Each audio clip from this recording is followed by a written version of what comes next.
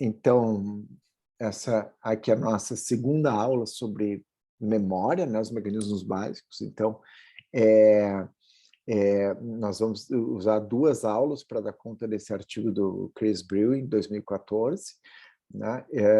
Então, como eu havia falado na semana anterior, a memória é um fenômeno central nas questões relacionadas a trauma e estressores. Né? Até o próprio Brewin toca isso no início desse artigo, mas há uma ideia de que talvez o transtorno de estresse pós-traumático seja uma desordem primária da memória, né? Então, assim, existem muitos prejuízos. Na semana passada a gente falou de questões relacionadas ao conteúdo da memória, ao processo de memória, à capacidade da memória, né? E agora que a gente vai entrar numa outra discussão que é muito central. No iniciozinho da aula, nessa conversa mais informal, estava comentando sobre a dificuldade desse artigo. Então, para aqueles que vão assistir o vídeo, né, e que não estão síncronos na aula de hoje, mas vão assistir o vídeo posteriormente, é um artigo difícil, né? É um artigo difícil, né? Aqui a Monique e a Valéria hoje vão nos guiar na discussão, né? Não vão dar uma aula sobre artigo, vão nos guiar na discussão, mas é um artigo difícil. Tem ali, o artigo apresenta, né, debates que são debates atuais, né? 2014, o artigo 2021, nós estamos, né, nesses 7 anos, os debates seguem debates atuais, tá? Então, é claro que isso faz parte, né, do acúmulo, né, da natureza própria do conhecimento científico na área, né? A gente, à medida que o conhecimento avança, a gente também avança um pouquinho com o nosso entendimento sobre como se dão os processos de memória no TEPT, mas existem lacunas no conhecimento, né? Existem lacunas no conhecimento. Um desafio, e o artigo toca um pouco sobre isso, embora não seja o foco, é como traduzir o conhecimento sobre os mecanismos básicos da memória e os mecanismos de memória no estresse pós-traumático para as intervenções, para depois o tratamento psicológico, ou mesmo intervenções preventivas, né? Então, isso é um outro desafio, tá? Mas a ideia, então, mesmo para aqueles que não estão nos acompanhando de forma síncrona, seguirmos com aquela ficha de avaliação dos seminários. Então, após o seminário de hoje, né, todo mundo preenche a ficha, menos os apresentadores, né? E aí, depois, ao final do semestre, a gente retoma, aí eu recebo as fichas, a gente faz um levantamento geral e também um feedback para os apresentadores, né? Daí eu filtro os comentários e eu dou um feedback também específico, tá? Bom, dito isso, deixa eu tornar aqui as gurias como co-anfitriãs, que aqui é a Monique e a... Cadê aqui a Valéria?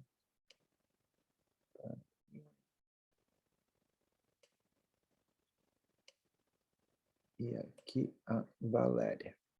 Tá. Muito bem, gurias.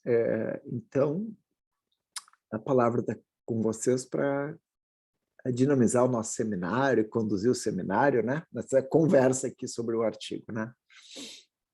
Tá bom. Cris, eu vou compartilhar a tela que a gente elaborou um material expositivo, claro, a gente não vai dar aula, né? Mas pelo menos para também ir guiando, assim, enfim, algumas pontuações que a gente fez em relação ao artigo.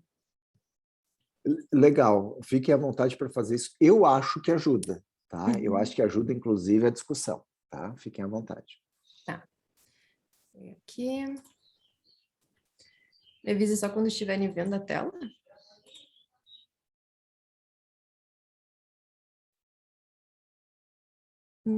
Tá, pronto. Agora está só aumentando aqui. Aumentou para todo mundo? Tá. Agora sim, Valéria. Uhum. Bom, então, gente, o nosso artigo, como o Cris ele falou, ele é um artigo um pouco mais complexo, né? Ele é uma leitura, assim, talvez para quem não tem tanto contato com essa área da psicologia, ele traz uma leitura um pouco com os termos um pouquinho mais complexos, assim, sobre memória. E basicamente, assim, uma coisa que eu e a Monique a gente percebeu muito nesse artigo é que há diversas controvérsias, assim, entre as teorias, né? E basicamente esse artigo ele vai fazer uma revisão da literatura, que na verdade vai trazer os diferentes pontos de vista de teorias e vai daqui a pouco estudar em cima delas para ver o que essas afirmações, né, trazem a respeito da memória perceptual, da memória episódica, como que elas influenciam na questão do TEPT. Então, basicamente, o artigo como um todo, ele traz essas questões. E aí, para isso, o que eles vão abordando, assim, né? Que tem havido debates ao longo dos tempos que eles tentam buscar entender como é que as informações visuais elas são armazenadas. E há pessoas que daqui a pouco pensam que é uma forma mais representativa, tem pessoas que pensam que é uma forma um pouco mais abstrata, e aí isso vai variando muito, assim, de cada teoria. Então, por exemplo, nós temos teorias clínicas que normalmente elas trazem que efeitos hormonais de eventos estressores e traumáticos, daqui a pouco eles vão diminuir em questões anatômicas na atividade neuronal, mas em contraponto vão aumentar em estruturas que atendem à percepção. Isso acho que a gente consegue observar daqui a pouco, assim, quando nos traz em algum momento, assim, algum relato de algum trauma, algo do tipo, a gente consegue perceber que eu vou abordar isso depois mais para frente, né, ao longo da nossa discussão, mas o que as pessoas trazem, né, quando elas vão, assim, vão trazer alguma coisa, algum evento estressor, algum evento traumático para nós, trazem muito essa questão da sensação, da percepção e tudo mais. E aí, claro, isso é o que a teoria clínica traz, mas também nós temos outros pontos que vão refutando um pouco isso. Por exemplo, tem pesquisadores que falam que as pessoas tendem a lembrar mais de eventos traumáticos do que não traumáticos, e até a gente agora que fala de TEPT, né? Mas se a gente pensar um pouco na gente, assim, a gente tende a reter muito mais coisas negativas do que positivas, né? Seja de nós, seja dos outros. Então, acho que é uma coisa que a gente pode se pensar um pouco nisso, assim. E aí, enfim, todas essas teorias vão trazendo diferentes visões de padrões de memória. E aí, há afirmações, né, que, por exemplo, que existe um sistema de memória perceptiva de longo prazo que vai apoiar uma experiência consistente. Tem afirmações também que vão trazer que há um maior envolvimento de memória perceptiva na resposta a eventos. Outras afirmações que vão trazer que há um aumento de intrusões de memórias acompanhadas de memórias episódicas que vão prejudicar, né, que vão ser prejudicadas em pacientes com TEPT. E também tem afirmações que falam de falta de associação entre os índices de evocação voluntária e imagens involuntárias relacionadas aos mesmos traumas. E aí, o que esse artigo busca, então, com isso, né? O principal objetivo do artigo, como eu falei antes, é revisar as evidências das afirmações, estabelecer a relevância para os transtornos do estresse pós-traumático e também trazer implicações para o estudo da memória propriamente dita.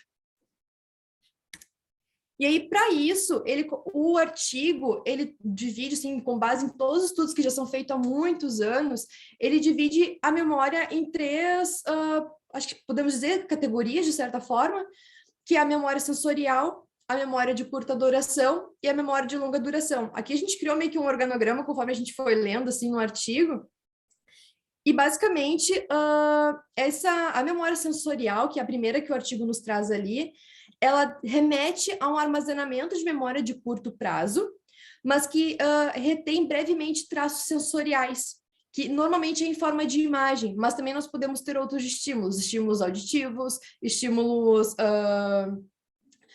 olfativos também, então vai muito dos nossos 5 sentidos, basicamente. E aí o artigo também traz outros tipos de memória que a Monique vai abordar agora um pouquinho para a gente. Bom, então o artigo também Gurias, deixa eu só fazer um comentário.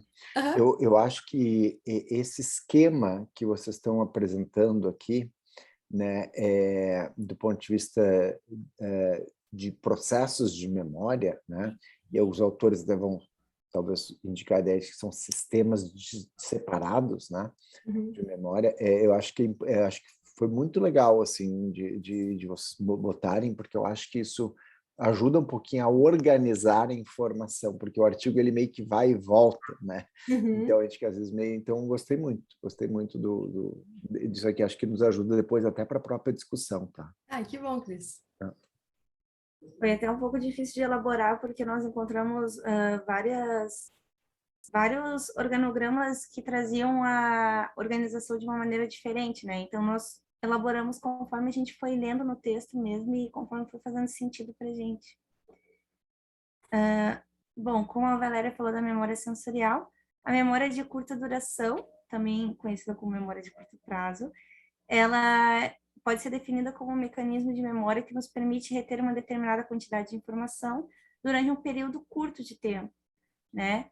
A gente deve ter ouvido lá em PGE que geralmente essa informação pode ficar até 20, 30 segundos, e dependendo de como ela for manipulada, ela pode virar uma memória de longa duração. Dentro da memória de curta duração é mencionada a memória de trabalho, que também é conhecida como memória operacional, que corresponde à capacidade do cérebro de assimilar informações à medida que realizamos determinadas tarefas, né? Tanto que o nome faz bastante sentido. Aí, conforme vamos trabalhando, nós vamos assimilando as memórias.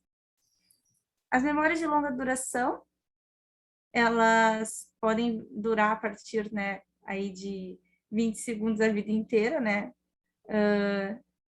Elas, na verdade, acho que um pouco mais de 20 segundos. Elas podem ser divididas entre memórias declarativas e memórias não declarativas. As memórias declarativas, elas são aquelas que nós temos sobre eventos específicos ou até sobre conceitos, informações que a gente tem sobre o mundo. E o artigo traz a memória episódica. E a memória episódica, ela é aquela memória sobre eventos autobiográficos que tem tempo, lugar, emoções associadas. E elas podem ser explicitamente declaradas, digamos assim. E as memórias não declarativas são aquelas que a gente não necessariamente sabe como aprendeu, mas a gente sabe que sabe. Então, por exemplo, andar de bicicleta, ou até quando a gente lê a caligrafia de um amigo que a gente não vê há muito tempo e mesmo assim a gente sabe ler aquela letra diferenciada, né? Então, a gente tem essa memória, não tanto quanto um conceito, mas a gente sabe. E o artigo traz o priming espacial e memória e a memória de reconhecimento. Então, o priming, ele se refere ao aumento da facilidade ou velocidade de identificação de um estímulo que a pessoa viu anteriormente em relação a um que não foi visto anteriormente. O priming espacial... Monique, desculpa, eu não sei se, eu não sei quanto vocês conhecem o negócio de priming. A primeira vez que eu vi isso, eu li, reli, procurei, eu não entendi muito bem, não sei se vocês têm essa segurança para explicar, senão eu vou pedir para quem tem falar um pouco mais, porque até tinha várias experiências com esse priming e não entendi muito bem o que é isso. Pois é, foi a primeira vez que a gente viu também. Vocês também? Ah, então tá. Então, qual é a ideia aqui, né? O priming aí, ele é um fenômeno, né? Há uma discussão se isso é memória ou não, né? Mas ele, às vezes a gente não traduz e simplesmente usa priming, às vezes a gente chama isso de pré-ativação, né? Então, o quanto isso também é um fenômeno atencional, mas, bom, é um fenômeno primário pode ser de uma estrutura geral da memória, né? E é algo que envolve a facilitação, né? Para reconhecimento de um estímulo. Tá? E essa facilitação pode ser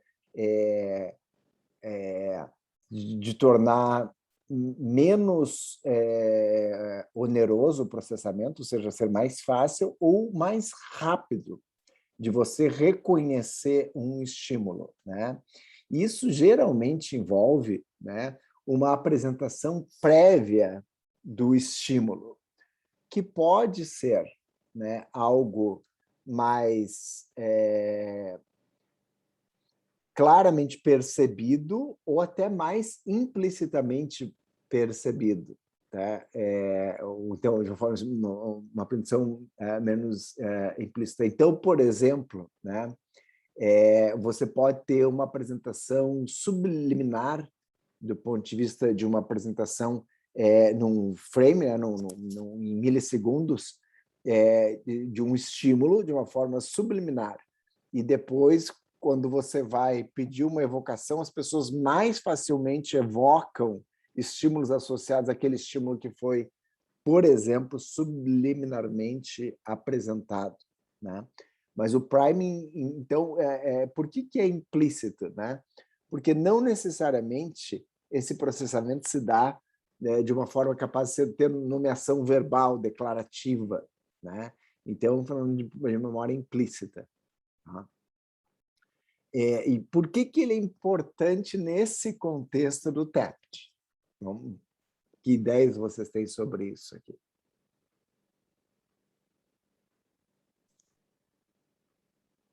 Eu fiquei com uma impressão no texto, me pareceu, mas como eu estava bem confuso do que seria isso, né?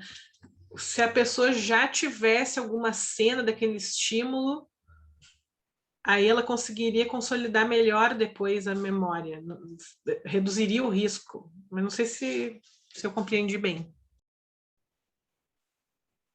Tá.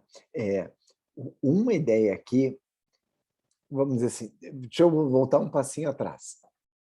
Tem uma discussão que a Valéria lhe tocou logo no início, que é, bom, o que parece haver, né, no TEPT? Um prejuízo ou uma dificuldade em vários processos de memória. Então, uma coisa bem clássica, vamos pegar aqui, ó. Memória verbal, né? Parece haver no TEPT um prejuízo na memória verbal.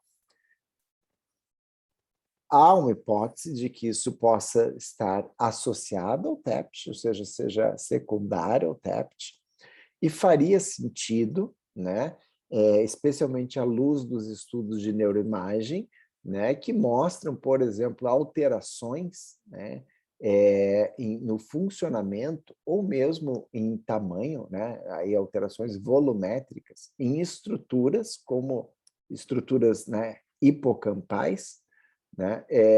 Então, no hipocampo e estruturas subjacentes, ou diferentes estruturas do hipocampo, que são decorrentes, por exemplo, de maus tratos na infância.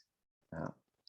Bom, então faz sentido. Agora, por outro lado, também há uma hipótese, e elas não são excludentes, de que esses prejuízos de memória verbal possam ser um fator de risco para, frente a uma exposição ao trauma, o indivíduo desenvolver um transtorno como o TEPT. Então, quando nós falamos na outra semana, e até um pouquinho o vídeo que está como complemento, né, uma aula ali que está como complemento que eu coloquei para vocês, sobre as questões de memória no TEPT, quando nós falamos na outra semana de que parece haver dois sistemas de raciocínio que depois são processados como sistemas de memória. Um sistema, né, de memória situacionalmente acessível, mais sensório, né, que é um pouco a discussão do artigo de hoje. E um sistema de memória verbalmente acessível, tá? Então, que ele é mais declarativo, que ele é mais passível de controle voluntário, né? Pessoas com um prejuízo, né, de processamento verbal, que se reflete, então, em prejuízos na memória verbal, podem estar numa situação de risco aumentado para poder processar e integrar, né, este conjunto de informações ou estímulos que tem a ver com ser exposto a um trauma. Bom, então, por um lado, nós temos uma série de prejuízos, um dos mais clássicos é este, o prejuízo do sistema de memória verbal. Tá? Por outro lado, no TEPT, você tem um certo favorecimento, né, de alguns processos de memória, um pouco é isso que o texto também vai discutir. Né? Então, uma das hipóteses é que, assim como, né, os indivíduos têm mais condicionamento de medo, que os indivíduos que desenvolvem TEPT, eles aprendem mais facilmente, isso é uma hipótese, né? Aprendem mais facilmente a ter medo. Também há uma ideia de que esses indivíduos tenham aí um aumento em processos implícitos, de memória implícita ou não declarativa. Entre eles, exemplo de condicionamento, que é uma memória implícita não declarativa, entre eles, priming. Tá? Então, uma ideia que depois a gente está agora, a Monique está assim, introduzindo o tópico, né, do priming aqui, né? Mas uma ideia, Giovana, é que uma hipótese é que esses indivíduos com TEPT possam ter aí um favorecimento, né? Ou seja, um processamento mais rápido ou até mais fácil de estímulos relacionados à situação traumática. Tá? Cris. E isso traria mais prejuízo para a formação se eles têm isso mais rápido? Isso favoreceria o transtorno, o né? Isso favoreceria o indivíduo desenvolver o transtorno e favoreceria a manutenção do transtorno. Por exemplo, né? Do ponto de vista de condicionamento, tá? Um indivíduo que faz mais generalização, né? Ou seja, que faz pouca discriminação de estímulos, isto favorece, uma generalização favorece que aquela aprendizagem se mantenha. Tá? Então, favorece que o condicionamento se mantenha de forma operante daí, tá? Não clássico. Professor, posso tirar uma dúvida? Claro. Só para ter uma ideia, assim, se estímulos mais aversivos, ainda que eles não sejam propriamente aversivos, mas a pessoa aprender que eles são, na verdade, perigosos, está relacionado, então, a um condicionamento ou ao aprimoramento de uma memória não declarativa, de uma memória implícita? Uma boa pergunta, Gabriela. Vamos discutir um pouquinho isso. E Valéria e Monique, a gente já volta para a sequência de vocês, mas eu acho que é importante no seminário a gente poder explorar um pouquinho essas ideias aqui, né? Deixa eu ver se eu consigo enxergar aqui a Gabriela. Tá. Então, Gabriela, vamos pensar juntos aqui, tá? Uma questão é mais fácil, né? Bom, primeiro, do ponto de vista do funcionamento geral da memória, o que nós sabemos sobre estímulos emocionais versus estímulos neutros? E aí não é apenas a questão de aversivos ou positivos, ou né, prazerosos ou desprazerosos, enfim. O que nós sabemos? Né? Primeiro, há um filtro inicial que depois a gente vai estudar que tem a ver com atenção, não é nem memória. Tá? Então, assim, imagina que você tem ruído, é um monte de informação competindo pelo seu recurso atencional que é escasso. Aí você tem um sinal, né? Então, você detecta o sinal e não detecta tanto os outros recursos, os outros ruídos, certo? Aquele sinal, né, é aquilo que, né, na competição pelo seu recurso de atenção, conseguiu capturar a sua atenção. Né? Você tem um limite de atenção, tanto do ponto de vista de sustentar isso no tempo, quanto do ponto de vista de o número de estímulos que você consegue conscientemente focalizar a sua atenção, certo? Bom, o que é este sinal? Geralmente tem a ver com alguma valência. Tá? Alguma valência que tem a ver com emoção. Tá? Então, se eu lhe perguntar, por exemplo, como foi a sua, no dia, sei lá, como foi as suas férias de julho, né? Vamos dizer, a Gabriela tirou 2 semanas de férias de julho. Muito bem. o que a Gabriela vai nos contar das férias de julho?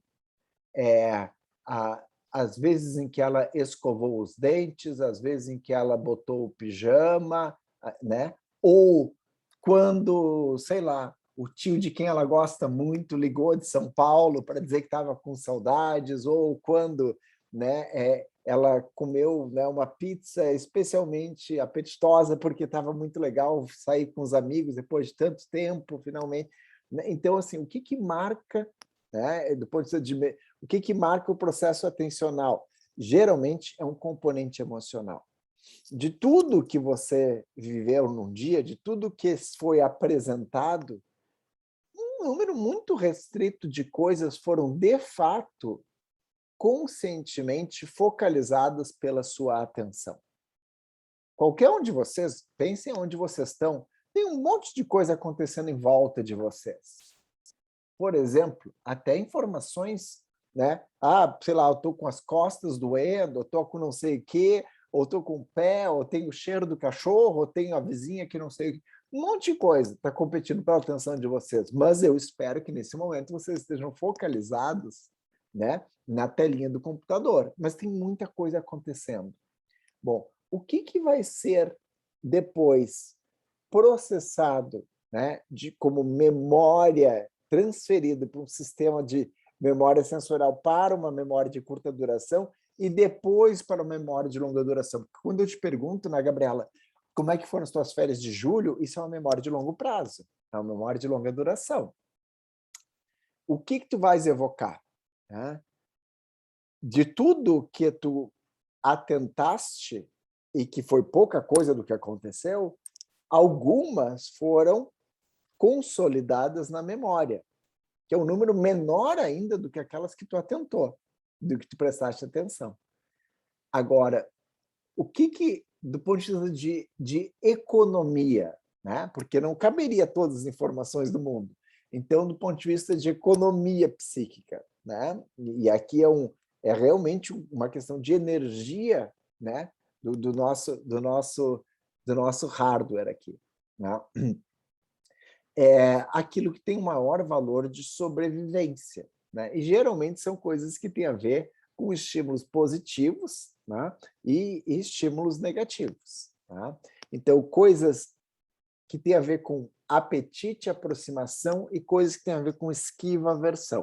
Isso, até alguns autores sugerem que esses mecanismos muito básicos, né, que a gente vê até em lesmas, né, isso está na base da evolução das nossas emoções e depois dos nossos sentimentos. Bom, então as memórias que nós vamos formar geralmente têm a ver com essas questões mais emocionais, com componentes mais emocionais. Só essas? Não, claro que não, né? Claro que não. Mas, inclusive, coisas, por exemplo, que não tem a ver que é de conhecimento declarativo, mas não episódico, né?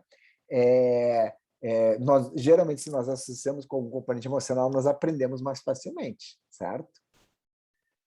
Tá. Dito isso, então, entendendo um pouquinho o mecanismo básico, né? Agora vamos para as questões de trauma. A tua pergunta, a tua reflexão, Gabriela, tu podia fazer ela de novo à luz disso, então? Isso, era para ver mais se esses estímulos aversivos, então, talvez com essa carga emocional, com esse viés atencional também, imagino que tenha envolvido isso também, se esses estímulos aversivos, eles vão consolidar mais essas memórias não declarativas, essas memórias implícitas, porque, né, eu acredito que sim. Muito bem. Então, vamos fazer aqui uma... vocês vão consolidar mais do que o quê? Só para entender, ver se eu entendi bem a tua pergunta. Talvez elas se tornarem memórias de longa duração. Uhum. Na verdade, eu estou dizendo alguma coisa que pode não fazer tanto sentido. Mas essas memórias de longa duração, elas, após o estímulo aversivo, elas terem, digamos, um poder maior de criar uma memória não declarativa do que uma memória explícita, por exemplo. uma memória declarativa. Gabriela, tem um pouco a ver com a natureza da informação, né? Com a natureza, com o conteúdo do processamento, né? Então, vamos dizer o seguinte, né?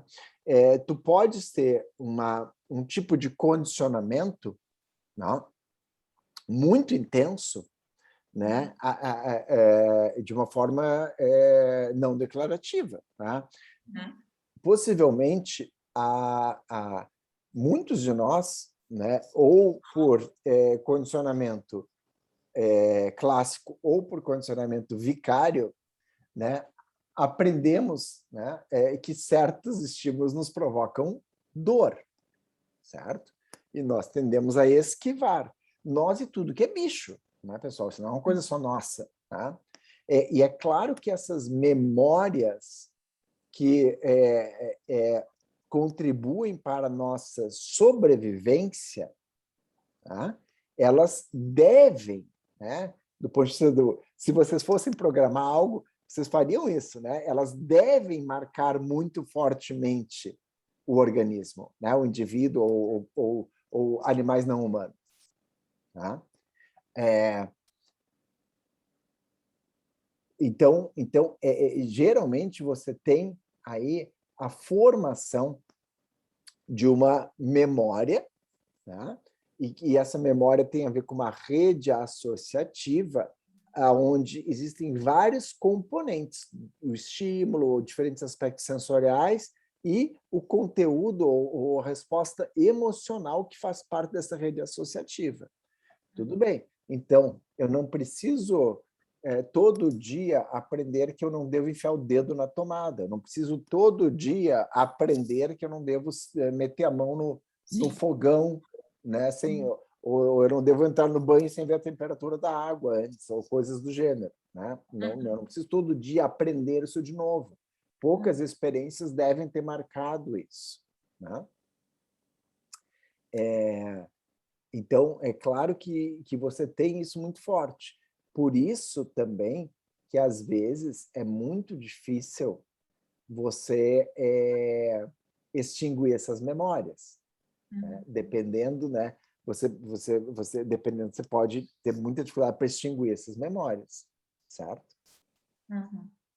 E a gente fala sobre exposição, quando a gente fala, talvez, sobre não remodelar essas memórias, mas também conseguir encarar elas de uma forma diferente, lidar com essas memórias de uma forma diferente. A gente fala sobre exposição, como, por exemplo, nisso, de enfiar o dedo na tomada várias vezes. Pessoal, vou abrir um pouquinho a conversa, não, mas em cima da tua pergunta. Alguém de vocês sabe o que é terapia de exposição? E gostaria de colaborar um pouquinho com a discussão, né? A gente está aqui conversando, né? Não? Tá. O que é a terapia de exposição? Tá? A terapia de exposição prolongada é você colocar o indivíduo, e até o texto ele menciona um pouco isso como um paradoxo, não sei se vocês atentaram para essa parte. Né?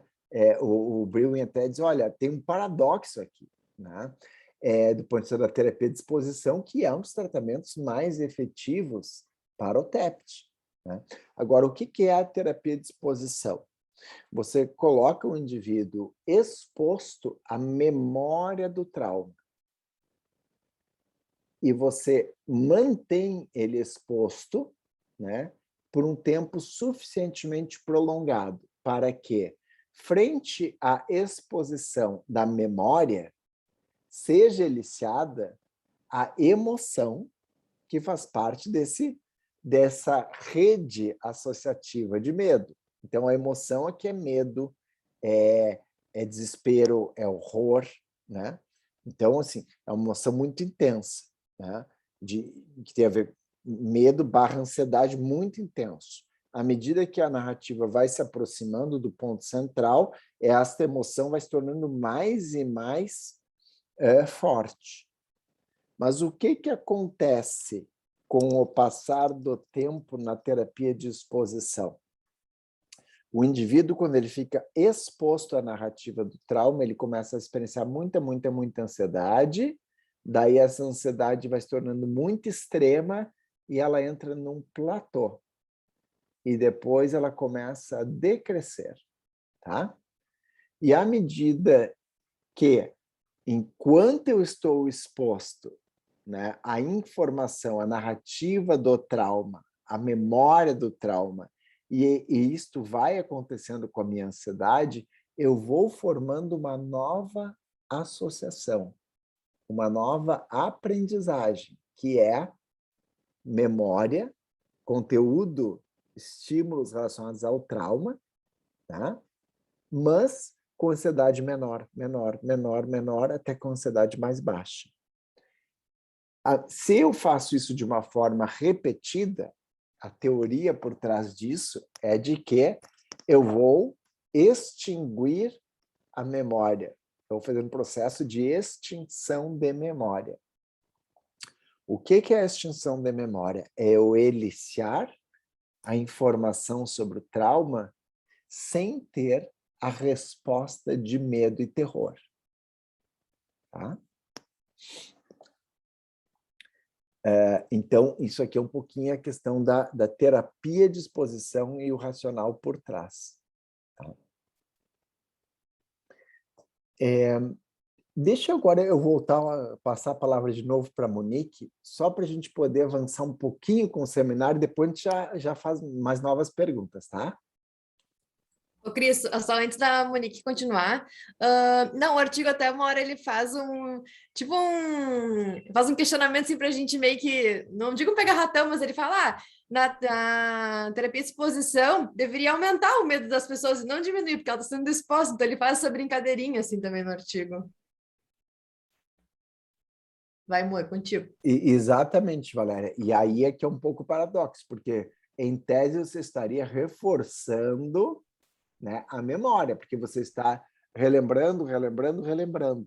Por que isso leva a uma melhora, ao invés de levar a uma manutenção do transtorno? Tá? Então, essa é uma questão bem importante depois para discutir. Bem interessante. Então, só para fechar aqui, para concluir, né, como o professor mesmo disse que o priming ele é um fenômeno que ocorre, então, dentro das memórias, o priming ele vai ser esse mesmo fenômeno em relação à localização espacial dos objetos. E, né, que foram já a representação que se tem anteriormente. Então, tanto na perspectiva egocêntrica do observador, quanto na perspectiva alocêntrica do mundo externo.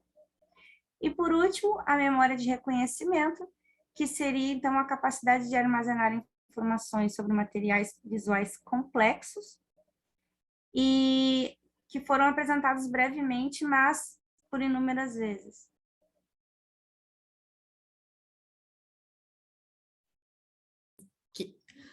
Bom, aí o artigo ele começa a falar um pouco mais já voltado assim da memória de percepção, aí por a longo prazo, e também fala da questão de para eventos mais autobiográficos, assim, que até o Cris falou lá na última aula que memórias autobiográficas é muito que está envolvido com é mais relacionado ao conteúdo, né, da memória, então se refere a nós, ao nosso self, de certa forma. E aí, alguns estudos que foram feitos, assim, ao longo de todos esses anos, eles vieram de estudos de memória de curto e de longo prazo, mas também há evidências a respeito dos estudos de longo prazo. Então, muitos dos estudos que estão vindo agora é referente ao longo prazo e justamente nessa memória da autobiográfica. Por quê? Porque eles têm percebido que há detalhes que são mais percebidos em relatos de evocação e memórias pessoais, então eventos significativos para as pessoas ou com elementos traumáticos são muito detalhados, então isso já traz algumas coisas da vida da pessoa em si. Além disso, eles observam que quando a pessoa está contando um episódio, ela começa a reviver aquela cena, então ela traz muito para o presente, ela sai dos aspectos do passado e aquilo se torna uma vivência real para ela. E eles caracterizam isso como um nível específico no modelo de conhecimento autobiográfico, que é um conhecimento específico do evento.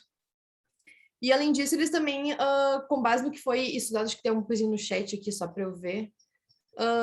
Obrigada, Giovana. Desculpa, galera, deu uma fugida aqui, mas sim, a gente pode compartilhar sim, eu posso passar para o Cris, daí se ele quiser, a gente pode disponibilizar ali no Moodle. No outro semestre a gente fez isso. Os grupos que apresentaram jogaram o PDF e eu fui botando no Moodle os PDFs. Ah, legal. Eu acho que é bacana, porque é uma síntese, tá? E cada vez que eu vejo os slides assim, eu fico com vergonha dos meus slides. Porque vocês se dedicam tanto, que são tão bonitos. Então, vamos lá. Ah, mas obrigada, gente. E aí, no mais, assim, nessa parte, assim, o que eles começaram com base no que foi vendo em estudos, em práticas, assim, eles começaram a propor a existência de que há um sistema de memória perceptiva de longo prazo que é baseado em imagens, que está presente desde o nosso nascimento.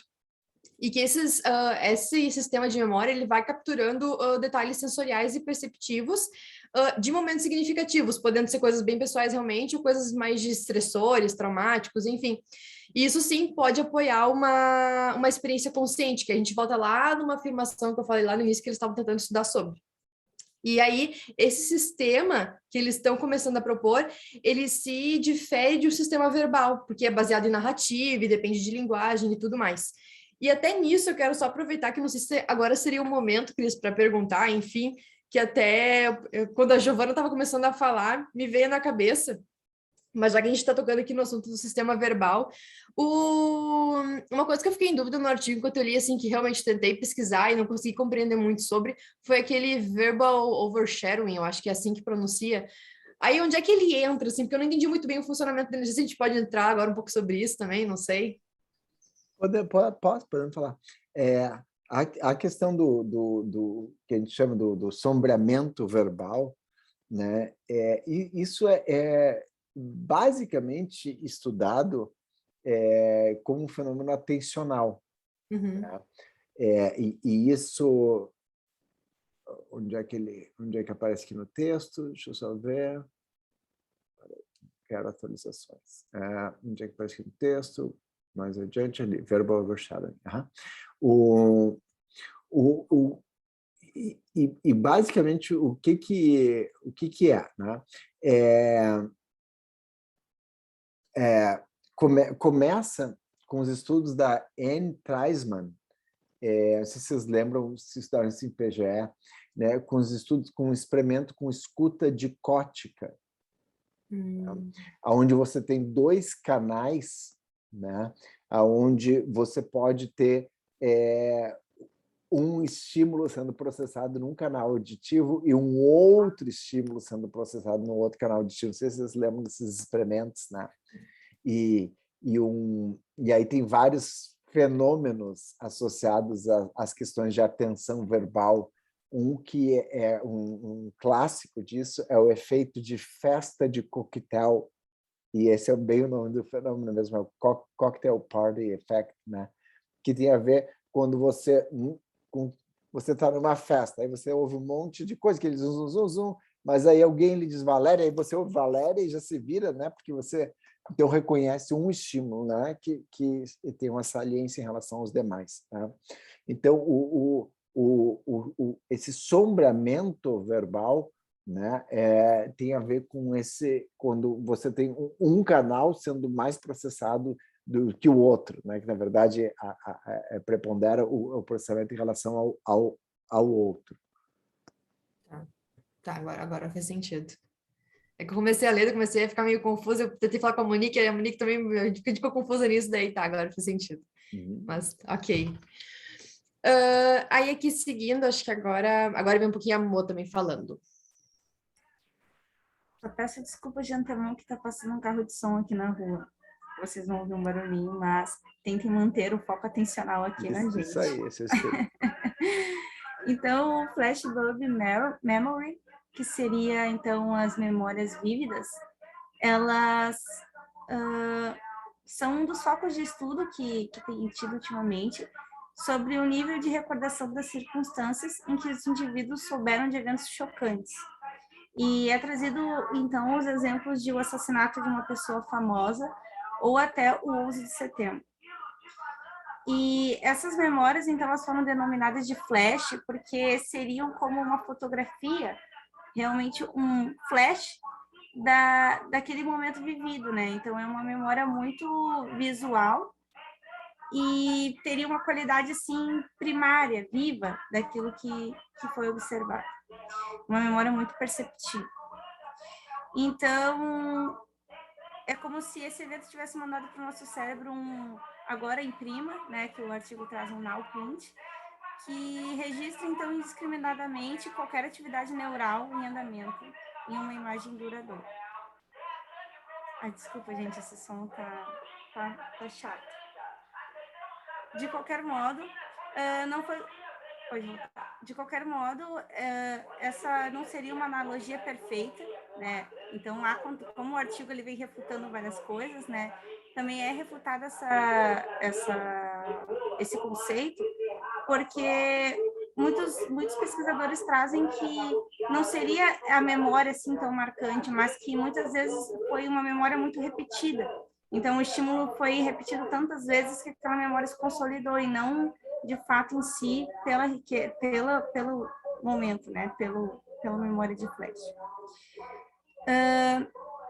Bom, elas são geralmente mais lembradas do que memórias comuns e essa riqueza de detalhes é mais lembrada do que os motivos pelos quais o evento aconteceu.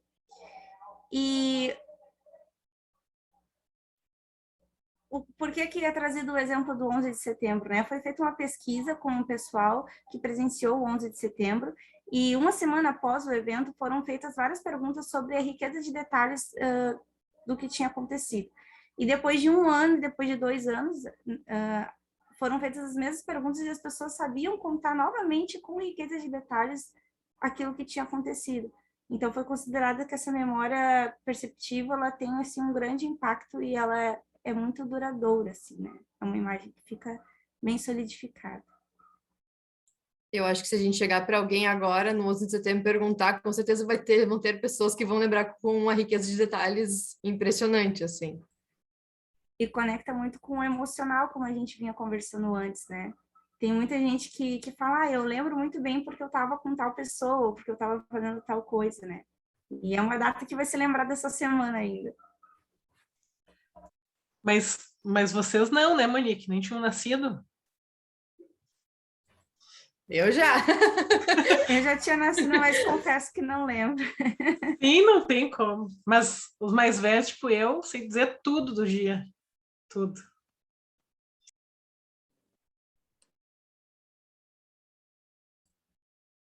Bom, e aí o artigo traz, né, essa interação entre a memória episódica e a perceptiva.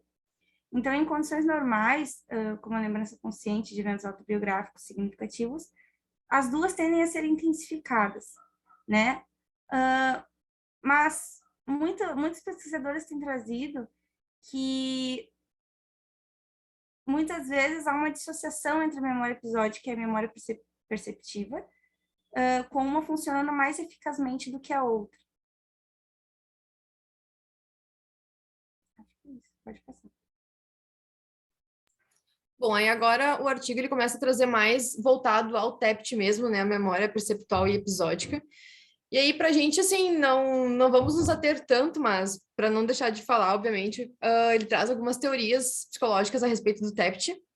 Então, algumas baseadas no DSM, né, no nosso manual diagnóstico. E se a gente pensar o que é o TEPT, né? O TEPT, ele tem alguns critérios diagnósticos para, enfim, que precisam ser ali cumpridos para fechar o diagnóstico em si. E um deles é a questão da existência de memórias involuntárias, que são frequentes e intensas e são vivenciadas no presente. E que a gente chama mais ou menos de flashback, né? O artigo traz como sendo chamado de flashback. O que é o flashback? O flashback, normalmente, ele pode ser uma imagem muito sensorial ou uma reexperiência somatosensorial, na questão, por exemplo, de sentir calor, frio, dor. Então, tem essas questões bem, assim, sensitivas às pessoas. E aí eles também são produtos de representações perceptivas, que são baseadas em imagens de longo prazo. E, além disso, eles foram capturados rapidamente, sem ter uma exigência de atenção, assim, eles têm uma exigência de atenção mínima, e aí eles chamam até isso de SAM, se eu não me engano, que é a memória acessível situacionalmente, alguma coisa assim, acho que é isso. E aí eles coexistem com outras representações. Só que aí essas outras representações são representações que normalmente elas têm, elas são voluntariamente acessíveis, não é algo involuntário, elas têm a questão da codificação delas não é tão mínima, né? A questão do que exige de atenção e tudo mais não é tão mínima quanto um flashback. Então, o flashback é algo bem involuntário nosso, sim. E aí, todo esse critério, ele é o critério B3, se não me engano, do nosso TSM. E um outro critério que nós temos também é o C3, que diz respeito à dificuldade da evocação voluntária da memória traumática. Normalmente, quando a gente evoca, ela é fragmentada, desorganizada, normalmente não tem, assim, algo contínuo, só que isso não se refere à amnésia, por exemplo, é algo realmente do trauma que está acontecendo ali, que está em tudo que ocasionou com a pessoa. E aí, claro, a intensidade emocional, aí vem outras teorias também, a intensidade emocional do evento, ela vai perturbar, sim, os processos cognitivos de atenção, memória de uma pessoa. Além disso, tem teorias que vão apontar, por exemplo, que o TEPT ele pode não estar relacionado a um trauma em si, mas daqui a pouco, há questões de, por exemplo, ter um déficit em memórias neutras ou até memórias positivas, então nada relacionado ao trauma. Isso é uma outra teoria que surgiu ali, o pessoal estava estudando sobre também. Mas há um consenso maior de que o TEPT em si, ele é associado a uma intrusão involuntária das memórias vividas e que vai conter grandes quantidades de detalhes sensoriais realmente, que eu acho que, não, ao meu ver, pelo menos faz mais sentido, né? Eu não consigo enxergar tanto a questão de do déficit nas memórias neutras ou memórias positivas, eu não consigo enxergar tanto ainda sobre, talvez por não ter tanta prática clínica, enfim. Mas o artigo traz essas teorias, aí só para abordar um pouquinho assim para vocês. Deixa eu só fazer um... Volta só um pouquinho ali, Valéria. O que eu acho que é importante de olhar para isso com atenção, né? Essa questão dos flashbacks, né? Aqui eu acho que é importante ter clareza do que é esse fenômeno, né? Porque é quase, e a maneira como os pacientes descrevem, é quase um fenômeno dissociativo, né? Em algum grau e é mais do que uma lembrança, né? É uma reexperiência, né? Como se o indivíduo estivesse novamente naquela situação traumática, tá? Isso é um pouquinho diferente de uma intrusão de memória mais clássica, né? Quer dizer, uma coisa é você está aqui, você está olhando para essa nossa aula na sua casa, no seu apartamento, e aí vem uma intrusão, uma cena do evento traumático, sei lá, do assalto na parada de ônibus. Bom, vem uma cena involuntária, né? Você de uma forma involuntária acessa, né? Essa cena ela é algo intenso, né? Ela pode vir aí acompanhada, né?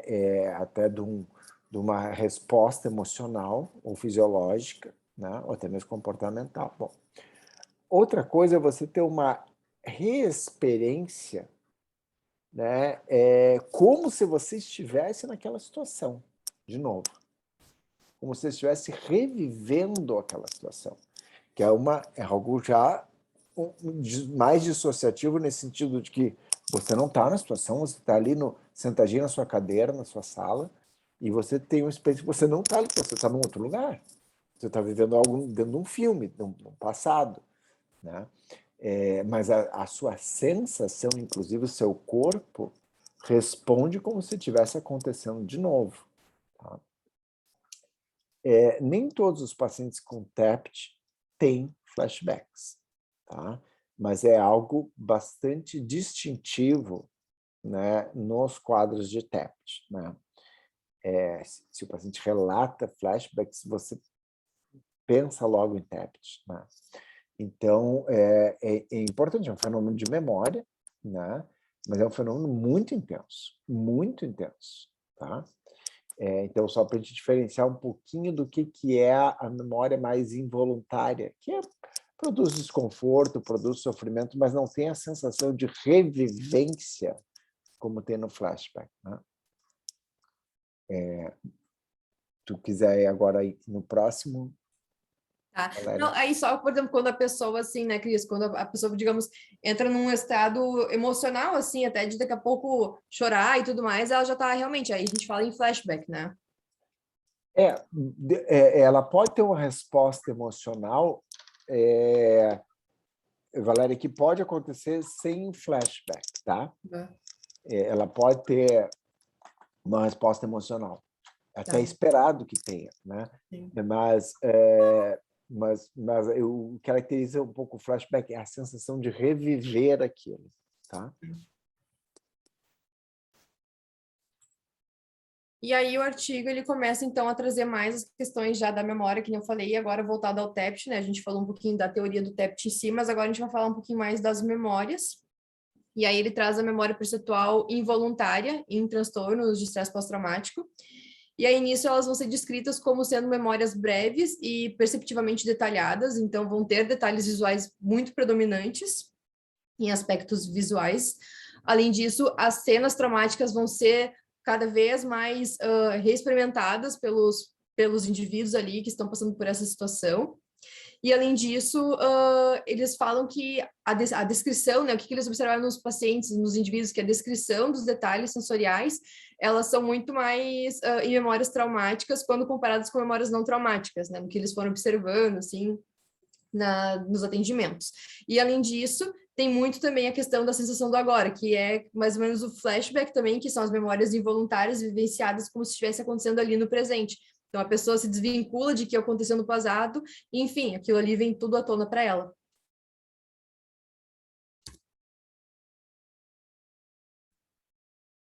E a memória episódica voluntária... Pessoal, até aí tudo bem? Estamos conseguindo acompanhar os pontos principais da discussão? A Fernanda, o Vinícius? Maravilha. Bem importante, qualquer coisa vocês podem interromper, pessoal. A gente está falando bastante, mas é bem interessante quando a gente tem trocas, né? É assim que a gente vai construindo conhecimento. Bom, memória episódica voluntária em TEPT. Então, foi feita uma revisão com um estudo de participantes que tiveram que ou recontar a história ou preencher medidas autorrelatadas, né? E há uma crítica, sim, ao uso de medidas, com o uso de medidas de autorrelato, porque algumas pessoas defendem que elas têm baixa confiabilidade, né? Principalmente com medidas de item único. E outro ponto que é trazido é que essas medidas de item único, elas trazem conceitos complexos, né, como fragmentação ou desorganização, mas não distingue entre recordação voluntária ou involuntária neutral.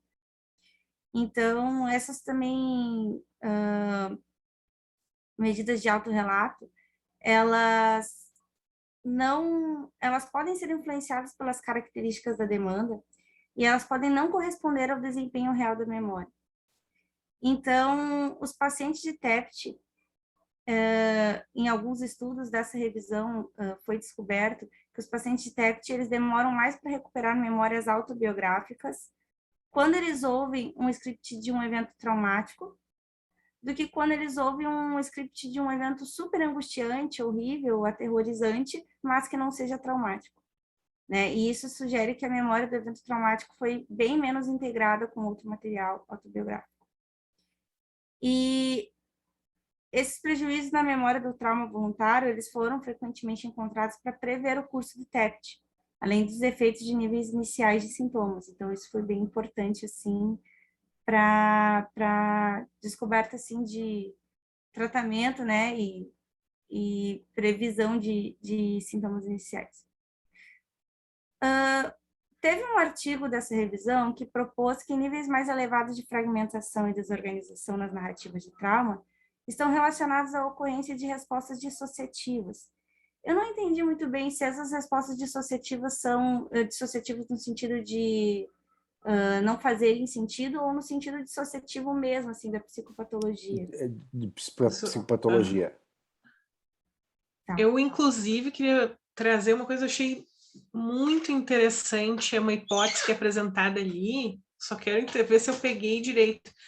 Que Qual é a existe... página, Giovana, que tu tá vendo? Peraí que eu já te digo, Tá. que eu só estou falando de cabeça, mas eu anotei aqui até um comentário sobre a sua experiência da dissociação, que ele fala que uma das teorias é que provavelmente durante o evento a pessoa tem uma dissociação, e essa é a razão pela qual talvez... Peraí que eu já acho aqui. É na página 78. Uhum. Que durante o trauma mesmo a pessoa poderia ter uma dissociação, que eu acho que tem muito sentido, né? A pessoa assim, né, sai um pouco dali, e aí isso poderia ser ou estar associado com o fato de não consolidar bem a memória. Achei muito interessante, tem muito sentido isso na minha cabeça, assim. Não, tem, e vamos dizer assim, uma coisa, e aí acho que é importante a gente diferenciar. Uma coisa são os sintomas dissociativos, né? Então, assim, uma coisa é você estar lá avaliando um indivíduo lá no seu consultório, no seu serviço, na clínica, sei lá onde, né? E ele está ali contando sobre que às vezes ele tem flashbacks, né? E você pode até usar um questionário, um instrumento para medir o grau de sintomas dissociativos que esse paciente tem, que esse indivíduo tem, né? Os sintomas dissociativos não ocorrem só no TEPT, né? Nós temos vários transtornos mentais, inclusive transtornos, né? Um grande grupo que a gente chama de transtornos de dissociação, transtornos dissociativos, né? Inclusive de personalidade múltipla, sendo o mais extremo deles, etc., né? Bom, então a dissociação é um fenômeno, né? Outra coisa é esse ponto que a Giovana está trazendo, que é a dissociação que o indivíduo experiencia enquanto exposto ao estressor traumático, né? E aí há uma imensa variabilidade nisso que a gente chama de dissociação peritraumática. É a dissociação que ocorre durante o evento estressor traumático ou imediatamente após. Então, a gente chama isso de dissociação peritraumática, tá? E tem, inclusive, um questionário, né, para medir justamente isso, para medir dissociação peritraumática. Qual é a ideia aqui, né? E tem alguns estudos, né, especialmente aqueles que avaliam risco para TEPT, que sugerem muito fortemente que quanto maior a dissociação peritraumática, maior a chance do indivíduo desenvolver TEPT depois, tá? Ou seja, quanto mais o indivíduo experienciar dissociação durante ou imediatamente após a exposição ao trauma, maior o risco para ele desenvolver um transtorno mental como estresse pós-traumático. Tá? O que está envolvido nisso? Né? Vamos dizer assim, dentro de uma ideia mais geral de estresse, né, a gente tem padrões que a gente compartilha com vários outros animais, né, que são padrões clássicos de resposta ao estresse. Tá?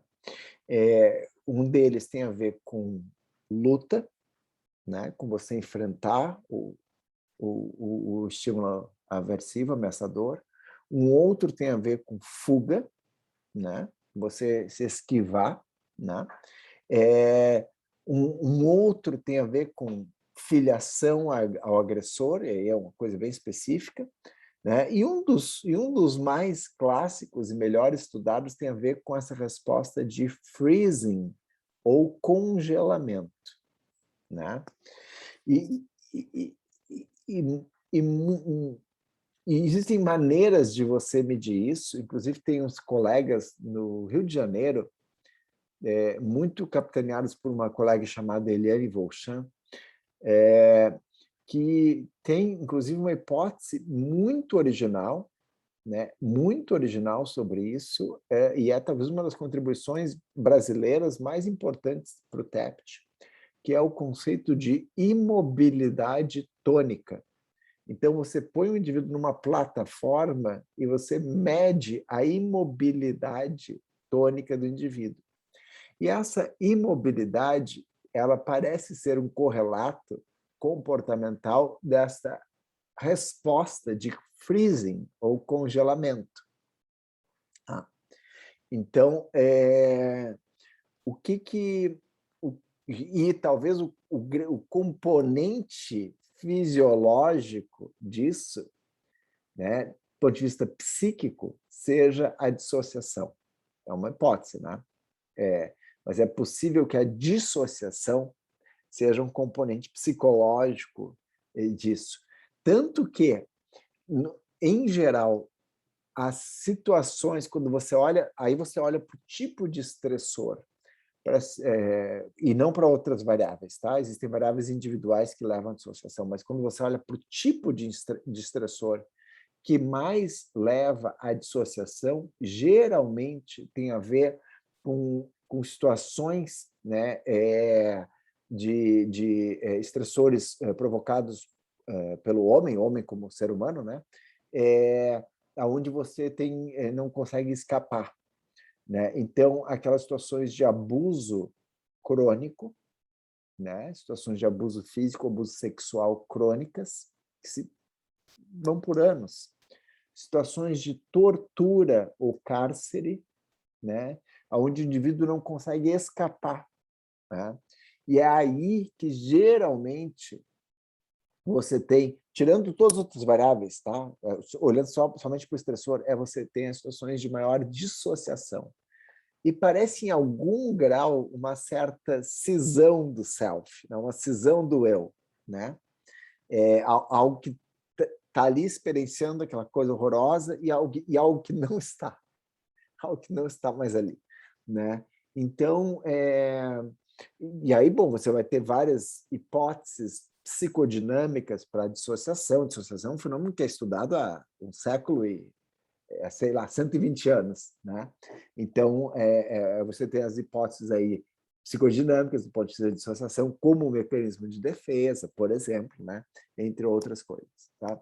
Mas esse tópico que a Giovana está trazendo é muito central, que é a dissociação peritraumática. Isso leva, possivelmente, a uma mais pobre e mais prejudicada formação da memória. Opa, peraí que a Fernanda voltou. E, então, o que vai acontecendo aqui com... O que vai acontecendo? Você vai tendo uma fragmentação da memória.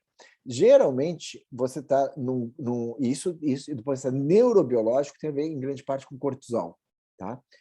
Então, você está num estado neurofisiológico tão elevado, naquela situação de estresse, que você, eventualmente, entra num processo de dissociação peritraumática e prejudica realmente a integração e a organização temporal, a organização lógica daqueles fatos quando você vai consolidar a memória. Tá? Então, só para diferenciar um pouquinho a dissociação que ocorre durante a exposição ao evento do sintoma dissociativo, que aí é uma consequência posterior. Tá? Mas vamos em frente. Só um Vou fazer uma perguntinha só sobre isso, Christian e meninas.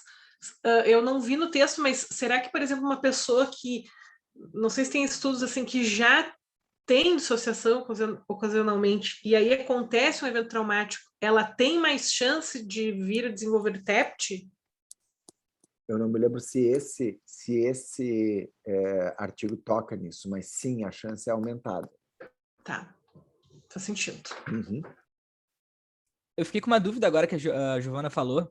Mas se esses níveis de flashback, né, que tu falou que tem níveis dissociativos de quanto a pessoa experiencia um flashback, eles podem aumentar em frequência, aumentar em intensidade, na qualidade de quanto ele é vívido, assim, se a pessoa não busca tratamento, ou se ela tá com um humor mais depressivo no dia. Tipo, essa qualidade do flashback de ser mais vívido, de ser mais forte, ele aumenta ou diminui? É volátil? Vinícius, excelente pergunta. Eu não sei. Eu não me lembro de um estudo específico que tenha olhado para... Com certeza tem, tá? Eu só não me lembro para poder te dizer. Tá? Mas com certeza tem estudos que já fizeram isso, que olharam para o fenômeno do flashback especificamente, tentaram olhar dessa maneira. Mas é bem interessante do ponto de vista de como é que isso evolui, né? O quanto isso tem a ver com o agravamento ou não de outros sintomas, sendo esse um sintoma, né? Mas, e do quanto isto... uma coisa super legal de fazer seria uma análise que a gente chama de network analysis, né? Análise de rede, ver o quanto o flashback ele é algo central para outros sintomas de TEPT, tá? Ou quanto é algo periférico. Tá? E aí, geralmente, numa rede, aqueles nodos mais centrais, eles têm, né, tem a ver com mecanismos mais fortes, né, do ponto de vista da doença mental. Né? Mas seria uma coisa super legal de olhar com mais atenção, e com certeza alguém já fez isso. Tá? Mas eu não saberia te dizer agora isso.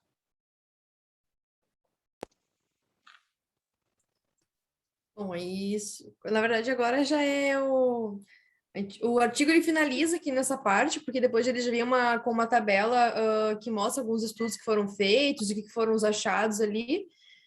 E no mais é isso, gente. É verdade. Aí já entramos na página 80. Na página 80 já entramos na próxima semana. Né? Dá um stop share aqui. Muito bem. Claro, a gente não chegou a aprofundar ali a questão do SenseCan, né? E do sombreamento verbal, o senhor nos deu um apoio, mas a gente tentou trazer os tópicos principais, porque a gente sabia que não ia dar tempo de se debruçar tão profundamente. Luiz, acho que ficou muito bem apresentado. Eu acho que esse tipo de, né, com esses tópicos aqui para trazer para a discussão, ao mesmo tempo faz com que vocês não deem a aula, porque não é esse o objetivo, mas traz aqui os pontos principais para a discussão. Acho que o legal é essa discussão, quando vocês trazem as reflexões de vocês, né, e todas elas muito boas, né, aqui de vocês falando do grupo como um todo, não só a Monique e a Valéria, né? Todas elas muito boas reflexões, muito pertinentes perguntas, pessoal. Bom, de novo, né? É um artigo difícil, mas, né, devemos aí ser capazes aí de na próxima aula finalizar esse artigo, tá? E aí então, vamos tentar fazer uma síntese conjunta aí das questões de memória no TEPT, né? De como é que as coisas vão. Eu vou só aqui parar de gravar, né? Onde é que está gravando isso aqui? Tá.